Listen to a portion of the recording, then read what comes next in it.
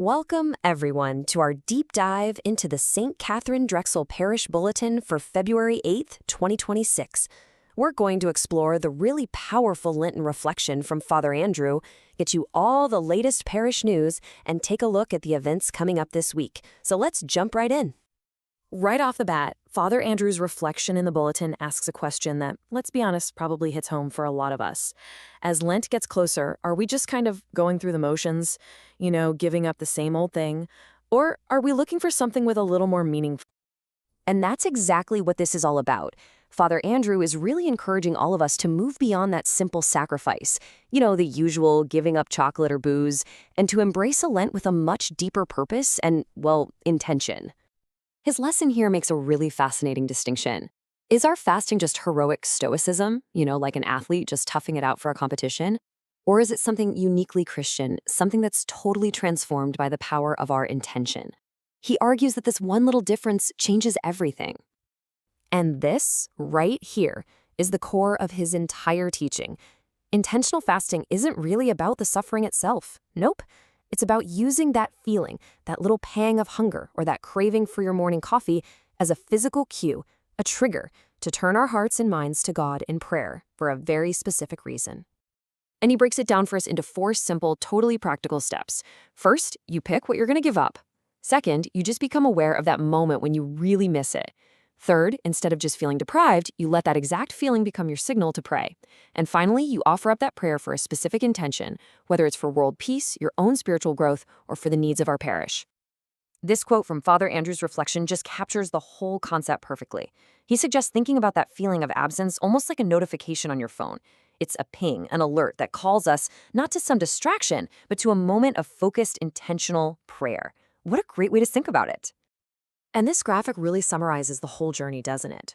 It's a call to get ready for Ash Wednesday, to understand that our sacrifice is way more than just toughing it out, and to use even that feeling of hunger as a powerful trigger for prayer, all built on a really profound spiritual foundation. Okay, so now let's see how we can put all this intentionality into practice together. The Bulletin is absolutely packed with opportunities for us to live out this season of grace as a real parish community. So you might want to get your calendars ready. Lent officially begins on February 18th, with Ash Wednesday Masses at 8 a.m. and 6 p.m. And from there, we fall into this beautiful rhythm every single Friday, starting with the Stations of the Cross in the nave at 5:30, followed right after by our community fish dinners at 6. These gatherings are really the heart of our communal Lenten journey. It's a chance to start the season together with ashes and reflection, and then to walk the way of the cross and share a meal as a community each week.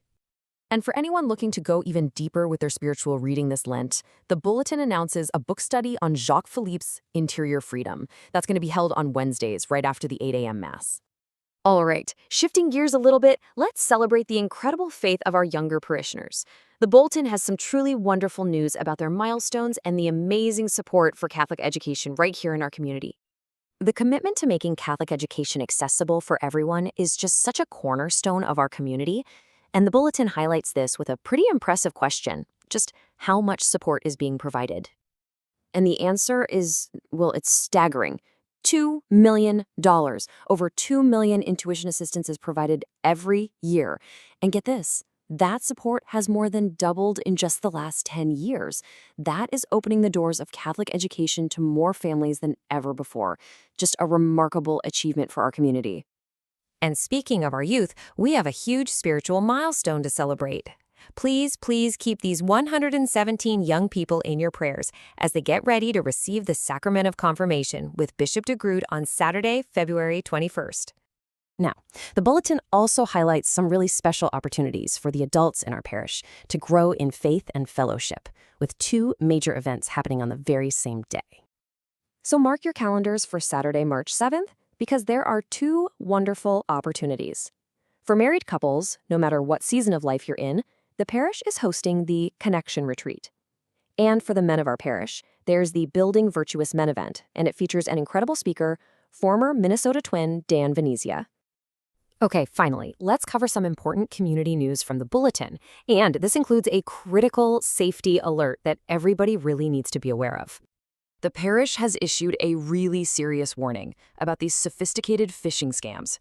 These are fake emails, and sometimes they even pretend to be from Father Andrew or Bishop DeGrood.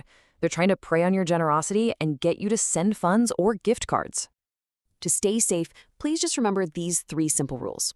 Number 1, our clergy will never ever ask for gift cards or direct funds through an email. Number 2, all real donations go through the weekend collection or the official online giving platform, period. And number 3, if you are ever in doubt, even a little bit, just call the parish office to double check.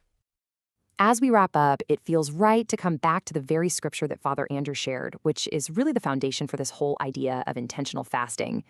These words from Jesus in the desert remind us what truly sustains us and why our spiritual sacrifices can have such profound meaning. And that really leaves us with a final thought to carry into this season of grace. It's not just about what you're giving up, but why. What intention, what prayer will you attach to your Lenten discipline this year?